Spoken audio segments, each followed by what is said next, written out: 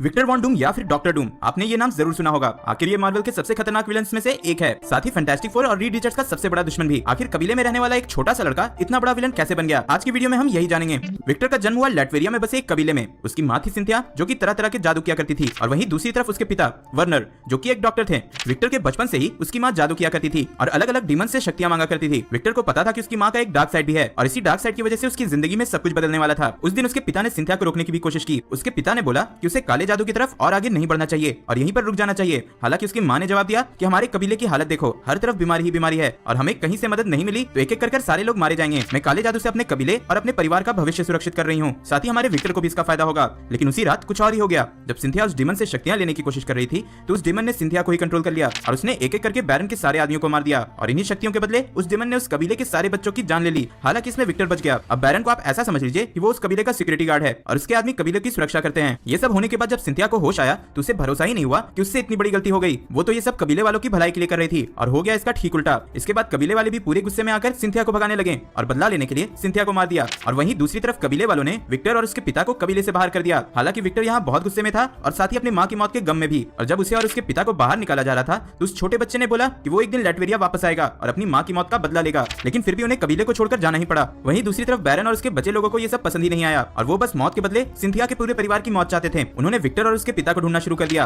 वो दोनों कई दिनों तक छुपते छुपाते बैरन के लोगों से बचते रहे और एक रात जब वो इसी तरह बर्फ में छुपे हुए थे तो विक्टर को एहसास हुआ कि उसके पिता बर्फ में जमकर मर चुके हैं। अब उस छोटे विक्टर के मन में सिर्फ गुस्सा था। पहले तो उसकी माँ की मौत के लिए वो कबीले वालों और उस डीमन को दोष दे रहा था, और वहीं अपने पिता के मौत के लिए बैरन के लोगों को। उसने एक एक करके बैरन के लोगों को मारना शुरू किया और वहीं दूसरी तरफ साइंस और मैजिक का सहारा लेके उसने ऐसे ऐसे वेपन्स और डिवाइसेस बनाए जिसके बारे में बड़े बड़े साइंटिस्ट भी नहीं सोच सकते थे। और इसी को देखते हुए उसे एक दिन आगे रिसर्च करने के लिए और पढ़ने के लिए अमेरिका बुलाया गया। यहाँ उसे एक नया मौका मिला अपनी माँ की मौत का बदला लेने का। अब अमेरिका के एडवांस साइंटिफिक इक्विपमेंट्स और अपनी माँ की वजह से मिली मैजिकल पावर्स को मिलाकर वो कुछ ऐसा बना सकता था जिससे कि वो उस डीमन से बदला ले पाए। और उसे ये भी उम्मीद था कि उस डीमन ने उसकी माँ के सोल को अपने पास कैप्चर कर रखा है। फिर क्या, वो अपना पूरा टाइम इसी डिवाइस को बनाने में लगाने लगा और यहीं उसकी मुलाकात डॉक्टर रीड रिचर्ड से हुई। और यही एक ऐसा कैरेक्टर था जो कि दिमाग में विक्टर को टक्कर दे पा रहा था। लेकिन रीड को ये पता नहीं था कि विक्टर के पास तेज दिमाग के साथ मैजिकल नॉलेज भी है, और इसी का यूज करके विक्टर ने वो डिवाइस आखिर बना ही ली जिससे कि दूसरे डायमेंशन में ट्रैवल किया जा सकता है। उसने इस डिवाइस का यूज करके उसी डायमेंशन में ट्रैवल किया जहां वो डीमन था, और यहाँ उसे उसकी माँ की सोल भी मिली। लेकिन उस डीमन ने विक्टर पे ऐसा हमला किया कि इसकी वो डिवाइस वहीं पे नष्ट हो गई और पूरे बिल्डिंग में जोरदार धमाका हुआ। अगले दिन जब उसको होश आया तो उसे पता चला कि उसका चेहरा बुरी तरह से जल चुका है